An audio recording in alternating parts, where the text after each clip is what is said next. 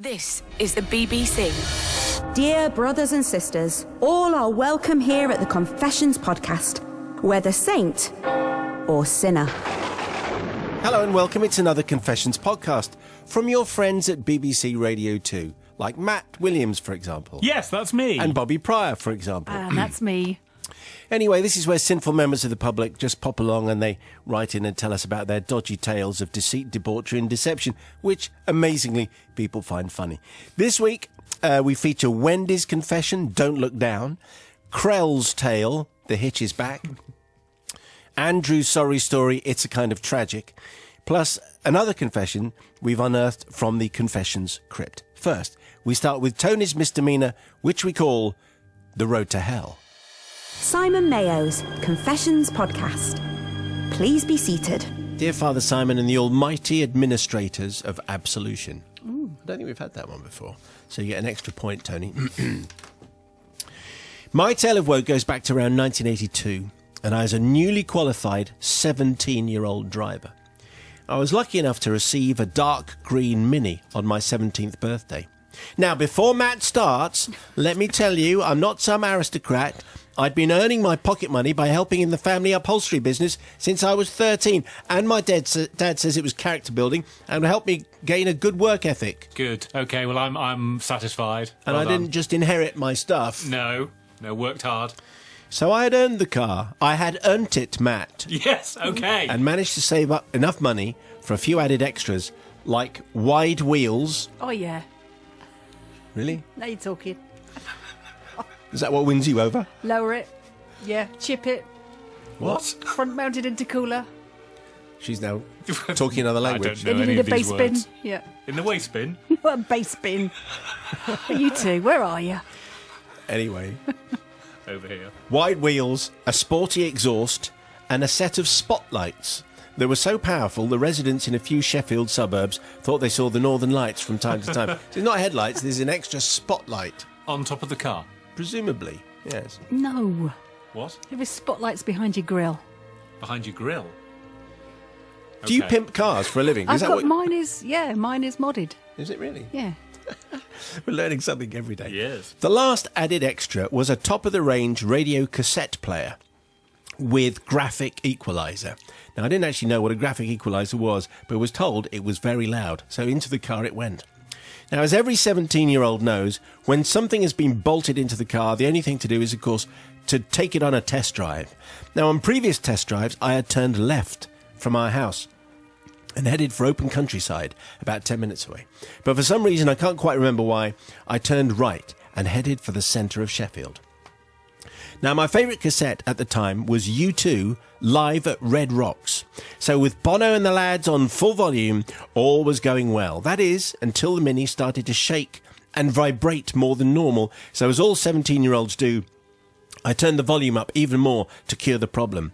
And this is when I noticed that I was still in third gear and hadn't been able to hear the engine screaming to be changed into fourth gear. So, fourth gear engaged, all was well again. Car stopped shaking, lovely. By now I had entered the city centre and was treating the daytime shoppers to the delights of a live U2 concert from my open window. Here we go. This is my car. All right, Sheffield! And so on. They hadn't asked for it, they just got it anyway. As I was leaving the town centre, a rather smart gentleman in a big, posh new Mercedes started to pull in front of me. Now, Father Simon, I knew my highway code. After all, it's the only thing a 17-year-old reads. And it was definitely my right of way. So with a quick flash of my aforementioned spotlights, mounted behind my grille, that literally stopped him in his tracks. A flick of the steering wheel and I was round him and in front of him, all the while informing him of the rules of the road. Check that out, Grandad! I'm shouting from my open window. I used some fruity language. Gladly, I don't think he heard me for all the racket that Bono was making. Check him out. Yeah, Grandad, pull over! Old guy! Grandad? Yeah. Okay. By now, the smart gentleman was pointing angrily and vigorously in front of me, gesturing and throwing back some fairly fruity retorts of his own, let me tell you. Now, I knew there was a set of traffic lights coming up, and I presumed he was informing me that they'd changed to red, so I could have let him out that way. I certainly could have done, but I was a slick young thing in a Mini and blasting out U2, and the road was mine. Move over, Grandad. It was then that the traffic lights turned red and I drew to a stop. The car in front had a big window in the back, and there, made out of flowers, were the letters N-A-N. Oh, no. And I'm sitting there, and it took me quite a while for this to settle down and for my brain to understand what I was seeing. Eventually, I realised, Father Simon, I had gate crashed a funeral cortege in the only way a 17-year-old could, with Sunday Bloody Sunday blaring out of my windows. Hey! I'm sorry! I didn't notice. You know, not the most appropriate thing. Track 3, side 1, obviously. Now, the traffic lights seemed to take about a day and a half to change. I just sat and waited for what felt like hours. Behind me, I could see the angry, smartly dressed man looking teary-eyed and furious in front of me, and I could see people in front of the in the front of the hearse pointing in horror. So I absolutely have to throw myself before you and the almighty administrators of absolution for forgiveness from a few people, really. Firstly, the good people of Sheffield for the awful racket I caused that afternoon. Secondly, to the smart gentleman for my choice of language. And most of all, to Nan, obviously, for interrupting her funeral. I have lost count of how many funeral corteges I have given way to over the years to try and make amends for my actions on that fateful test drive. And I am sure that will be held in some kind of balance as you decide on my guilt or not.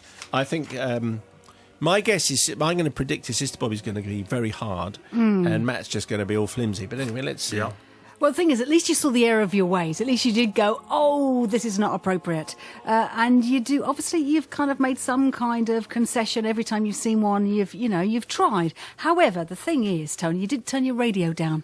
And what you should have done is when you said you're sorry, you should have turned your music down and sat there and just very quietly waited until they were passed. I think that's what you should have done. So even though I love your modded car, and I think actually spotlights were probably below the grille, not behind it, so apologies there. Okay, is actually, Tony, I'm going to be quite tough on you. No, I'm not going to forgive you. Well, you have to be aware of other drivers, not just yourself. Yeah, well, there's an interesting point here. Matt, what are you going to say? I think Bobby brings up a very important point there about where you are putting your spotlights in your car and doing all of your modding. You don't need spotlights, Yeah, really. exactly. When you don't really need them, do you? And putting your graphic equalizer. Nobody knows what a graphic equalizer does. Everyone just turns up the bass bit and that's it. There was never any point to those things, I always found. So I'm torn here because really, you should really have turned the music down, I think. And this idea that, ever since then I've given way to funeral corteges, we all do that. That's part of being a human being, is you give way to funeral corteges. So I am not going to forgive. The Confessions Podcast. Father Simon and the gathered mediators between a higher power and humanity. That's us. That's a first. It is, that's brand new. As this tale took place when I was in my early 20s, and I'm now approaching 60, I think the parties concerned will be well past offering forgiveness. However, my wife has been bugging me for years to confess, and now seems like as good a time as any. This confession goes back to my mature student days in the early 80s, when I still had hair, I rode a motorbike, and I lived the life of Riley in a house full of single gentlemen. I don't think we talked about like that in the 80s, but anyway. It was a wet Saturday evening, and much to my flatmate's annoyance, I was trying to ignore the invitation to a boring friend's fancy dress party in Heaton in Newcastle. They were annoyed because they wanted me to go as a sacrificial lamb, mainly to assuage their guilt because they weren't going. They were going to watch Match of the Day with a few beers instead. So keen were they for me to go, in fact, that my housemates even got me a fancy dress costume together. It had been decided that I was to go as one of the main characters from Hitchhiker's Guide to the Galaxy. And to be fair, they'd done a great job of putting the costume together. Out of excuses, unable to avoid it no longer, I got changed into my costume and set off on my motorbike for what was bound to be the dullest event on Tyneside of all time. Unfortunately, it was a drizzly night, and the roads were wet even. And as I went round a corner, I hit a manhole cover, made extra slippery with spilt diesel. I know, Bobby's wincing already. Yeah. Suddenly, the bike slid from under me, and the throttle jammed open as I slid along the road with my left leg trapped under the bike. only coming to a stop as I hit a bollard in the middle of the road. Dazed for a few seconds, I then came round to the sight of two ladies with fresh blue rinse hairdos approaching me in a metallic gold Vanden Plas Metro. Remember them? At the sedate pace associated with such vehicles.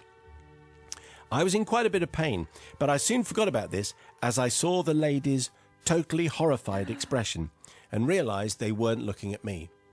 Instead, their eyes were fixed on a decapitated and helmeted human head which was rolling past their vehicle.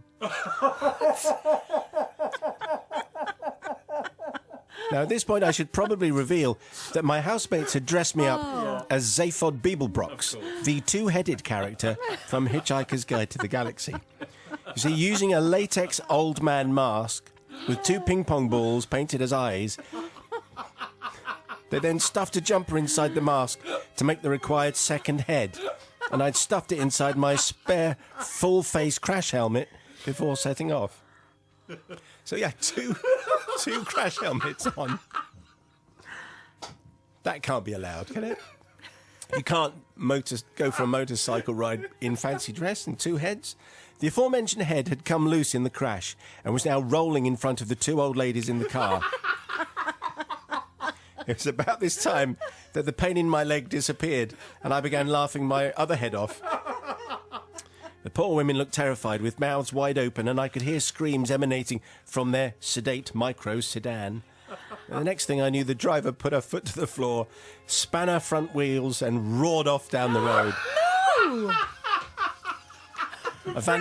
A Vanden Plas Metro has never performed this manoeuvre, ever. Off, bye! Sorry about your head. Yeah, best of luck. I was still laughing when onlookers came to my aid, lifting the heavy bike off me, and also chuckling as one of them collected my severed head. Before the shock set in, I rode the few yards home, called my girlfriend, who happened to be a nurse, and awaited for her to return from her doctors' and nurses' fancy dress party. No word of a lie. Now, imagine if you're a nurse and you go to a doctors' and nurses' party. Yeah. That's exciting. She arrived 20 minutes later with my brother-in-law, who was a doctor, and a six-pack of strong lager. Down that and brace yourself, he said, as they proceeded to pick gravel out of my knee. So I suppose it's like anaesthetic qualities, and they were medical staff. So, Father Simon, I seek forgiveness for the emotional damage I must have inflicted on those poor elderly ladies, who surely are no longer with us, and for nothing to do with me, and for my callous disregard of their welfare. On the bright side, I never got to the party either, for which I'm very thankful. Please extend to me the grace within your power to give, and allow me to salve my guilty conscience as I approach my imminent old age. That must have been a pretty stunning sight, actually, a two-headed motorcyclist and coming off and losing one head. Anyway, it's a nasty accident, but what was interesting is, you know, the brain kicks in and goes, no, actually, I know that hurts, but this is funny, and you're going to forget the pain because this is funnier than your pain. Sister Bobby from the Priory. Well, what's interesting about this is you talk about your blatant disregard for their emotional state after that accident. That's you caring about them. What's interesting, although traumatic for them to come upon the accident, which they thought was genuine, and of course there was no intention. You didn't stage it. It was just an accident, kind of waiting to happen in some ways. But they didn't stop and take care of you. I guess they might have thought, what good can we do? Well, call an ambulance. It's all over, Doris. Let's get out of here. We can't help here. Gotta go. Well, yes, you can. You can just, you can cradle the head. It's all right. I've got some masking tape. There's an ambulance on the way, Roach Piats. Make sure the other head. So I'm saying, make sure the other head's all right. I'm just really surprised that they drove off and didn't actually call anyone. So actually, Just hang on a bit. You are. We'll find the rest of you. You're forgiven, Crow, because I don't think you did anything wrong. I think the old ladies in the Vanden Plas actually should be asking forgiveness. They drove off. Putting the crash helmet on was inspired, brother. Yes, it was, and I share his disdain for fancy dress parties. I can't be doing with them at all. But and I thought when they said they were going to dress up as a character, the easiest one is obviously is to go as Arthur Dent, because you just have to put a dressing gown on, don't you? And have a towel. Absolutely. And So going with a Zaphod with the two heads and putting another crash helmet on is inspired, and yes, that has made me giggle. So I'm definitely going to forgive. Simon Mayo's Confessions Podcast. Well, it's fair to say that Krell's The Hitches Back confession prompted a lot of correspondence to the Drive Time post box. Is there actually a Drive Time post box? Is there like a physical post box? That would be great if there was one. I contend that there is. It's on a little post outside. Val Waring posted on our Facebook page, I have just caused chaos at a set of temporary traffic lights in my village. I missed our go in the light sequence as I was conjuring up images of heads rolling and two old ladies bewildered by the whole scenario instead of watching the actual sequence. That confession was amongst the best I've ever heard. It was very good. It was. Still to come, find out what confession resulted in this reaction from Matt and Bobby. What? Oh, what?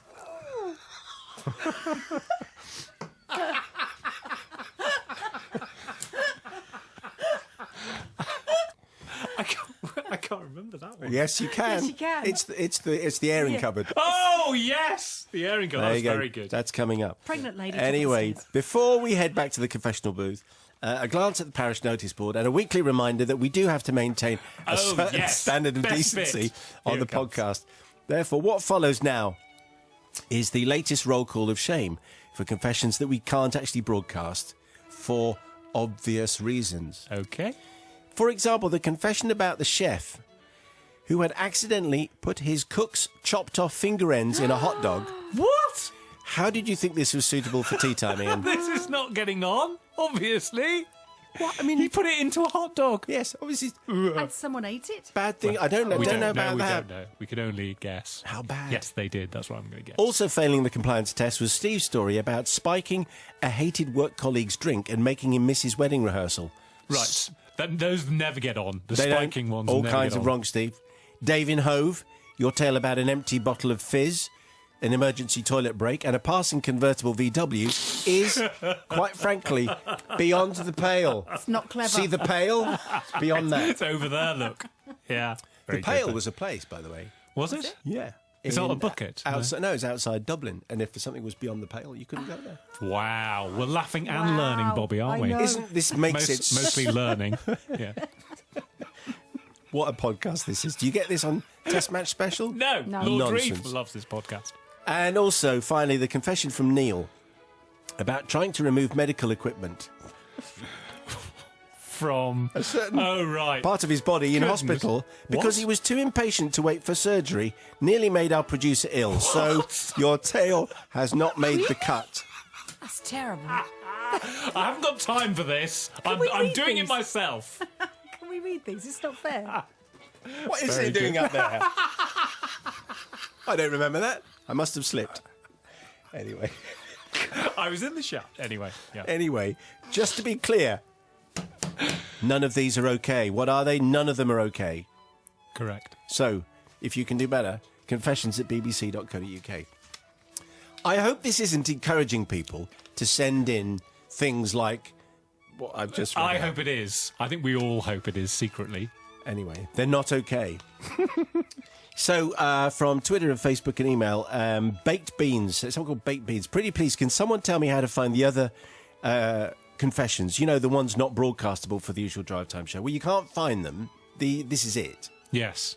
So you just tease people. Yeah, Attempt because the whole point is they're not acceptable. They're not okay. But they're all in your imagination. That's where they're best. Stephanie Lindley, if you do a live After Dark show, I'll need you to come to the southern United States to do one as well. Oh, that's all right. We could go on tour. Yeah, let's do it.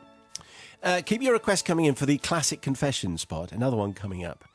Emmeline Henderson says, please can we hear the confession where the guy muddled his hospital garments up?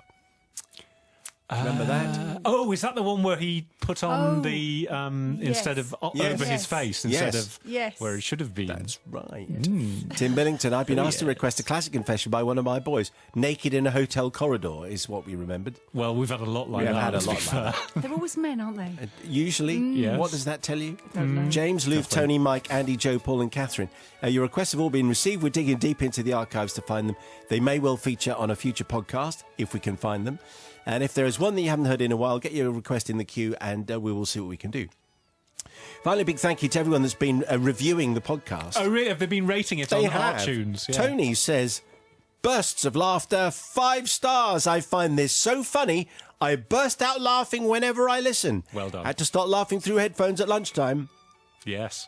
More, please. More. If you put 5 stars, then you stand a better chance of being read out on the podcast when we do the ratings. That's right. I wonder if you put 1 star, we're not. That's not right. We're not interested. I wonder if anyone's on a coach. You know, one of those big national coaches, and they listen collectively, maybe. Driver turns it on so you can have a big 60-seater laugh. Well, that'd be lovely. very good. A 60-seater laugh. Haven't had one of those for a while. But let us know. James the Builder. Best podcast ever. 5 stars. Well done. This is the only podcast I actively look forward to listening to every week. Oh, really? So the other ones just appear. I've got another one. Again. AP from Basingstoke. Brilliant. 5 stars. Please have an After the Watershed version. All right. I think we've explained all that. Yes. If you haven't reviewed the podcast, we are so desperate to be approved of. Please do so. We are so insecure. Absolutely. Our insecurity is rampant. Yes, please. Right, confessions. Here's another one. Here's Wendy's confession from the start of the week. This was called Don't Look Down. Sharon Phillips got in touch about this confession. It has to be one of the best I've ever heard. I nearly crashed the car. The Confessions Podcast.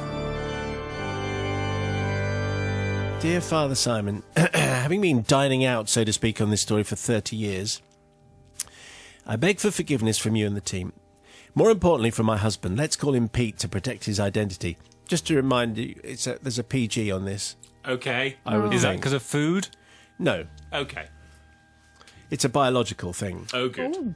Whilst my husband knows I've told a few people this story over the years, he probably doesn't realise just how often I have retold the story at his expense. Hence, I will tell it one more time to you and your listeners, then you can judge whether I was wrong to do what I did, okay?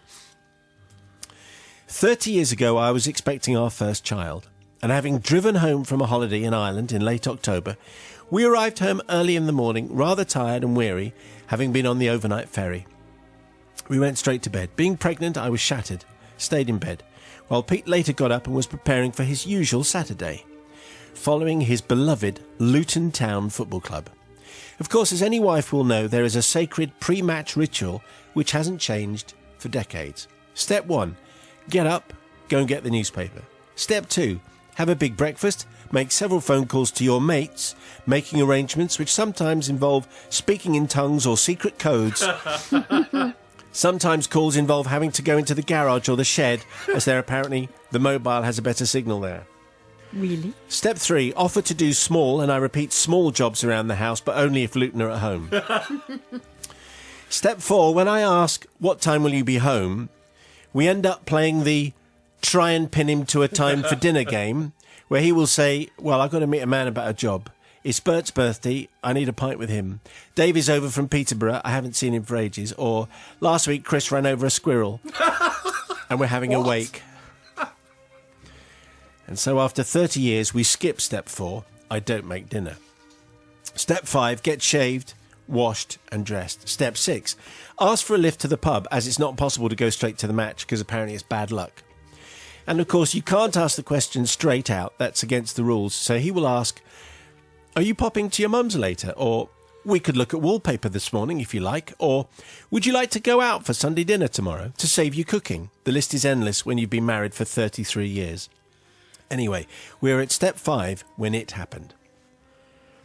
I was asleep in bed when suddenly there was a blood-curdling scream.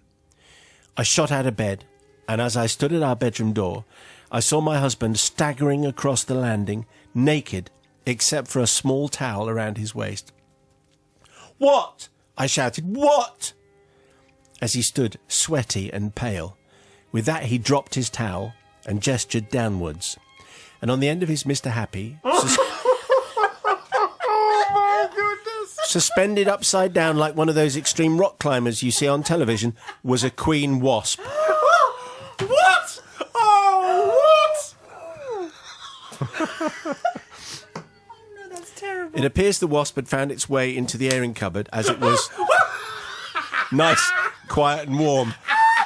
Somewhere to hibernate among the towels. Peter just got out of the shower and wrapped the fresh towel around his waist and was mid-shave when he felt something tickle. Oh, hello. So he had a scratch. Yeah. This almost proved fatal. So not wanting to startle the wasp, afraid it would sting him again, and with my husband frozen to the spot and unable to speak, I edged slowly, very slowly, and got closer and closer, with my finger and thumb poised like a coiled spring. I got ready to flick the wasp away. Pregnant ninja-like, I crept nearer until I was about half a centimetre away, and kapow! The offending creature was propelled across the landing and onto the floor, and I threw the towel over the wasp. Then as Pete dropped to his knees in relief, looking a ghostly white, and with his lips trembling muttered, "How long have I got?" I snapped back, "It's a wasp, not a rattlesnake."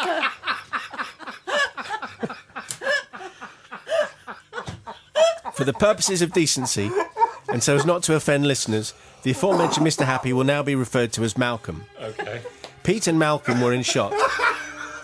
Pete staggered across the bedroom and lay down on the bed, hyperventilating. I laughed unsympathetically, hysterically in fact, but Malcolm's head had begun to swell. We had no choice but to go to A&E. He had to ring his friends to explain that he would be late for the match. On arrival at Accident and Emergency, the hospital were carrying out building works and diversion signs were in place. But as we walked around the hospital, we took a wrong turn and ended up in a ward. I started to blurt out the story as to why Pete was in pain and walking funny, only to be told we were in the wrong department and we were kindly redirected.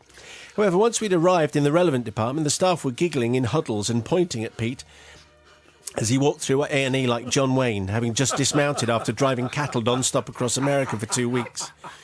Once inside a small cubicle, the doctor arrived, and after inspecting Malcolm, decided on an injection into the swollen area. I left the cubicle in pain and unable to breathe myself. I wasn't in labour, but I was doing exactly that noise that Matt was doing, stifling my laughter. Like any true fan, he was determined not to miss the match, and met his mates later on. Days, weeks and years followed of mickey-taking and inappropriate jokes at his expense. So please, I beg forgiveness for these friends as well, who are indeed still the same group of friends from over 30 years ago. As for Malcolm, there were sadly no lasting effects and he made a complete recovery. So, Father Simon and team, I await your verdict. Am I forgiven, please? Well, there you go. Could happen at any time. You have to check the airing cupboard. You never know quite what's going to come out when you wrap a towel around you. You have to take precautions. Who knew that Malcolm was an acceptable... Yeah. It made things easier, I suppose. It did. Anyway, Sister Bobby. Imagine what it was like for the wasp. I mean, their point of view. It's pretty tough as well. Well, I don't think, even in the interest of balance, we have to consider the wasp. What I was trying to do is... Wendy, thank you for a really The great Queen story. wasp maybe had a great time.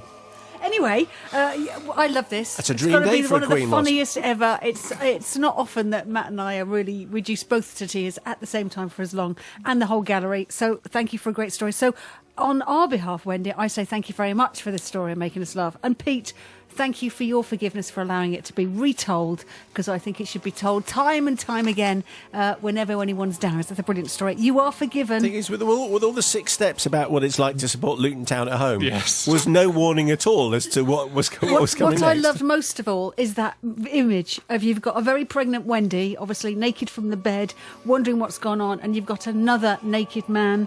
And, you know, the rest of it, it's a beautiful, beautiful, beautiful vision. What Thank a you very beautiful much. picture that was, Yes. yes. I'm sure I won't be the only person after that story who's going to be checking rather hard the towel before I put it on after I come out of the shower tomorrow morning. I'm going to say... Particularly now, sleepy wasps. Sleepy wasps, Sleepy wasps. yes, coming as they do in the end of September. They're particularly Better keen. not be anywhere near my airing cupboard.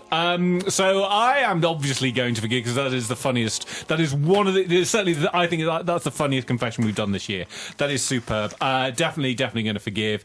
And yes, you should. If I had that story, I would be wheeling that one out every dinner. Anytime anyone comes out, did I ever tell you the story about the wasp? That's precision flicking as It well, is. isn't it? Yes, From Wendy has done very well with because that could have anyway. Yeah, it doesn't thingy about. Yes, definitely forgiven. This is the place where penitents seek our pardon for their sins. Simon Mayo's Confessions Podcast. This story is from my time as an untamed Edinburgh Comprehensive student some 20 years ago. It revolves around 3 teachers during the annual Secret Policeman's Ball.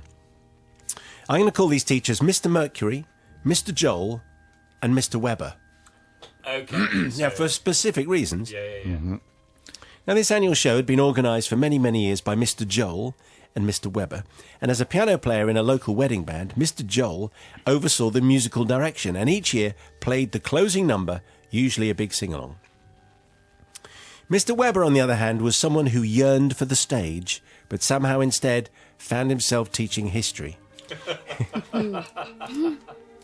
True of many history teachers. He poured his frustrations about this into writing, staging and directing the performance each year. Mr. Webber loved his gadgets and he invested a substantial amount of the box office takings on them each year, such as walkie-talkies to shout curtain directions, smoke machines and strobe lights.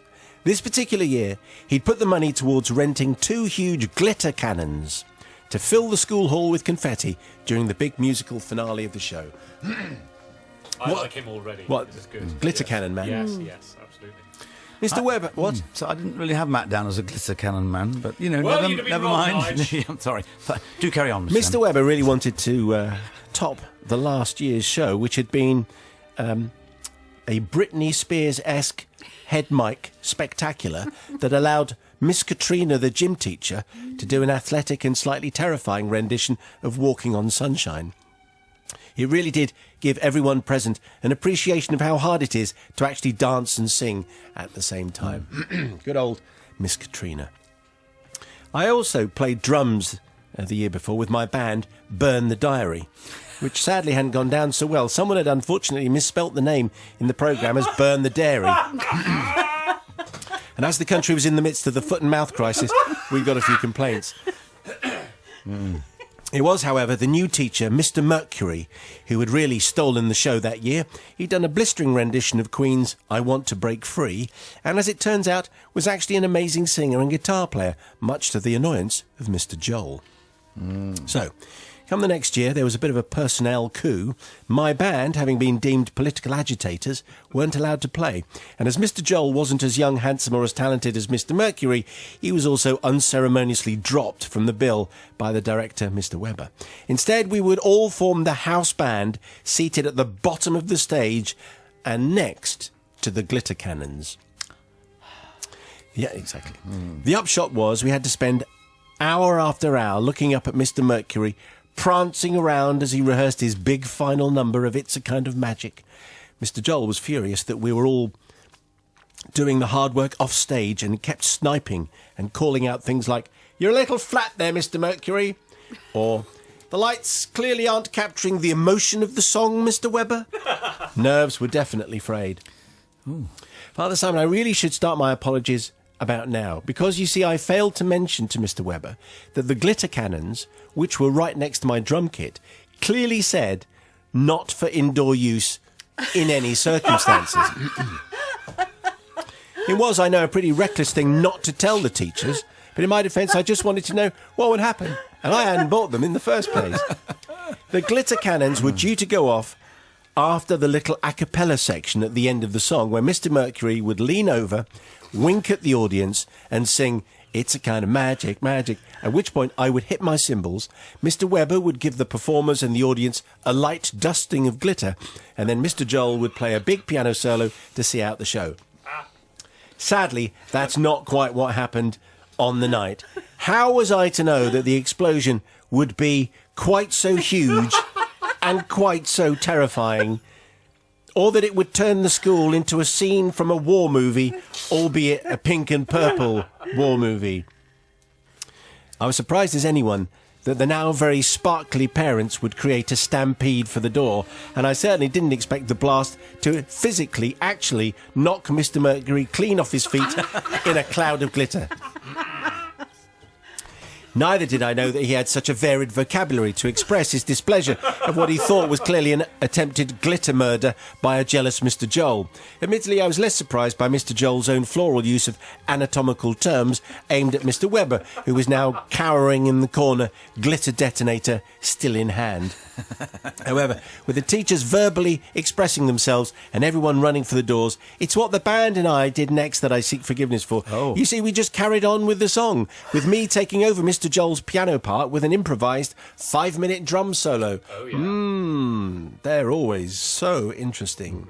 We jammed away like that quartet on the Titanic as the show sank around us. There were no real repercussions for anyone after the show, as far as I know, so I don't seek forgiveness from the teachers or from the other performers. Although there was a little patch of scorched glitter that remained on the hall roof for many years that I did feel a little bit bad about. It's really taking over Mr. Joel's solo that I seek forgiveness for. Stealing a solo really is breaking one of the golden rules of rock.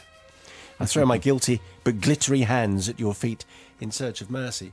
Well, it's an interesting thing, but if you take in a glitter cannon into the school and then place it by the drummer, I think you're asking for trouble. And it wasn't Andrew who actually set them off, and it did clearly say don't use them indoors. Anyway, Sister Bobby will come down like a ton of bricks, I think. Yeah, it's difficult because I loved it and it's very funny. And you got caught in teacher wars there, which wasn't your fault. That was their childishness, really, and their ego. So that was nothing to do with you. Also, like you said, buying the cannons. I never knew there were teacher wars. I always thought teachers all loved each other. Well, yes, but you can get indoor confetti cannons. They're really, you just have to ask for the right one. So basically, that's teacher and buyer error as well. So that's not your fault. Having said that, what is your fault? And you should know by the firework code.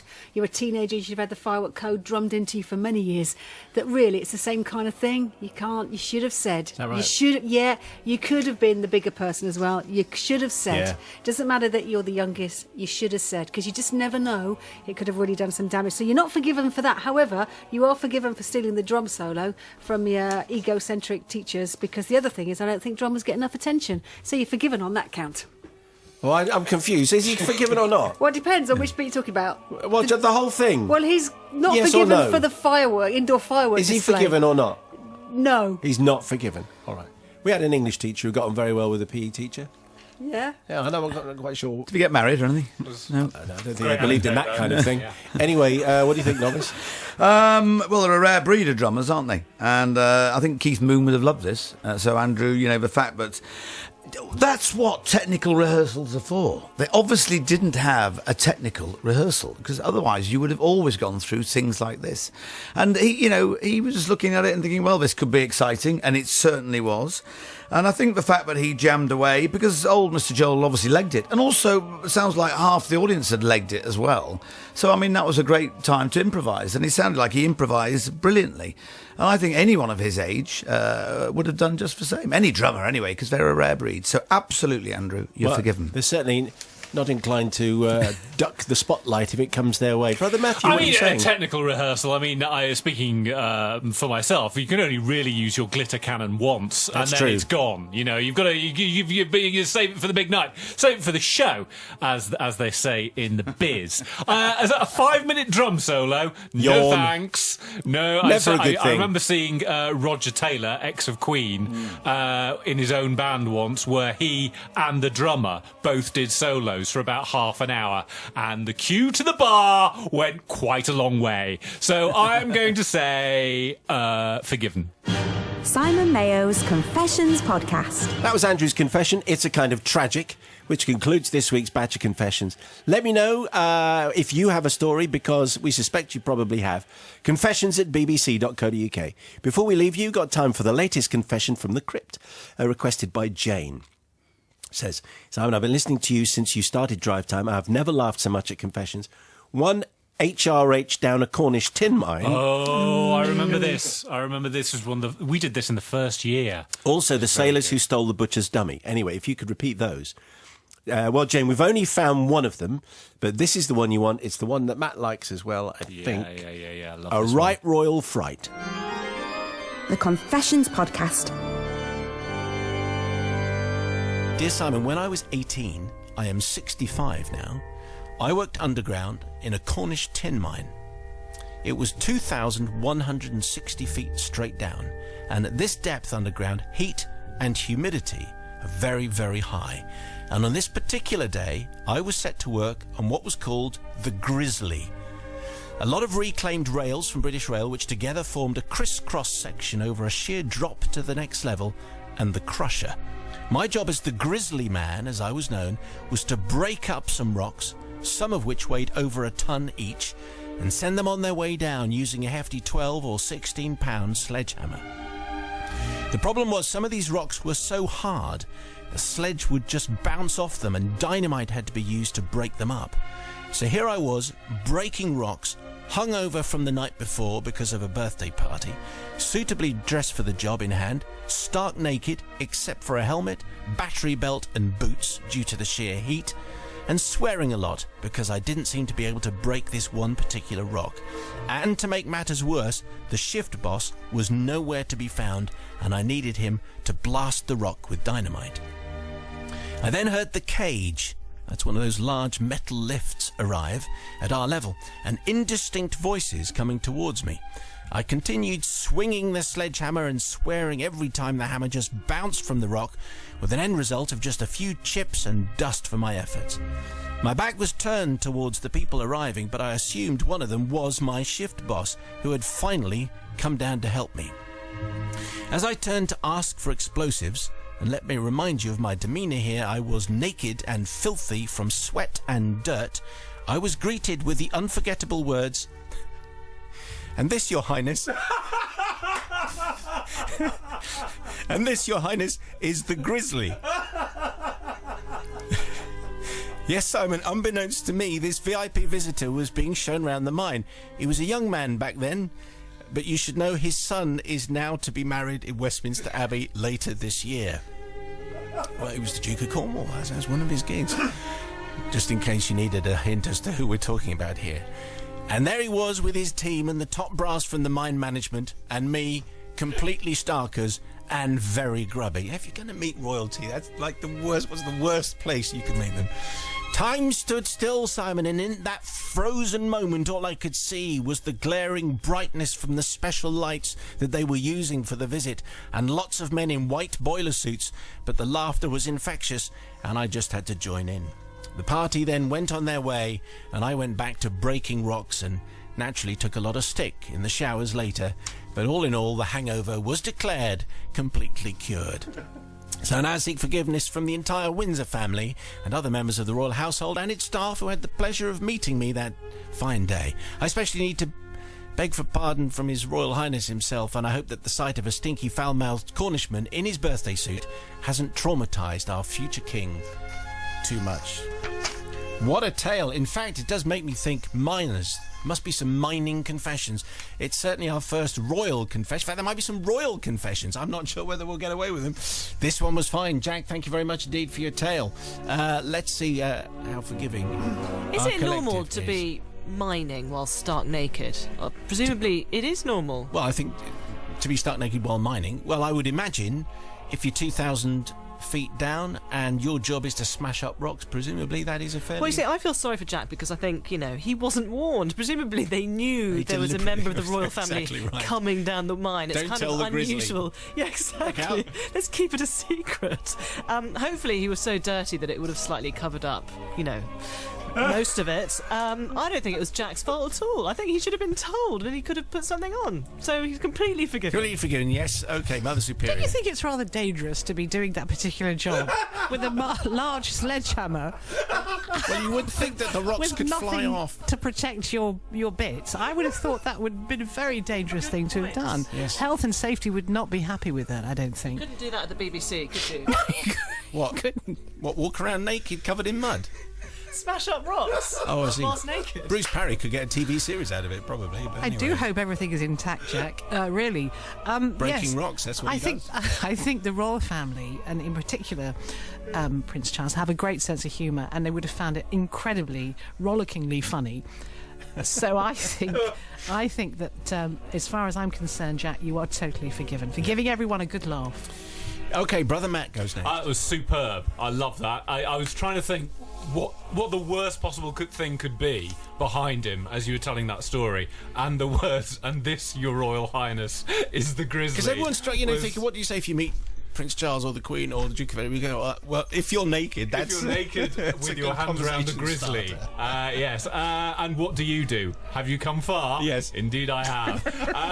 You're definitely forgiven, Jack. Well done. The Confessions Podcast. Okay, Sister Bobby, you forgave 2 this week. Just 2. Okay. Takes your tally to 67.5. Forgives 69.5, not forgives. I'm going back to my ways. It's going to be tough. Matt, you forgave 3 this week, you Yes. great big softy. I am, yes. I'm very much one with the public. And if you made it to the end of the last podcast, you had to tweet, would you buy a car and throw the carburettor away? Elaine, Hillary, Ryan, Jonathan, Cassie, and so on. Lots of people did just that. Thank you very much. This week's code phrase is, I'm surrounded by Malcolms. Don't forget you can hear our whole radio show every weekday from 5 on BBC Radio 2. Thank you for listening. The Confessions Podcast. Go in peace.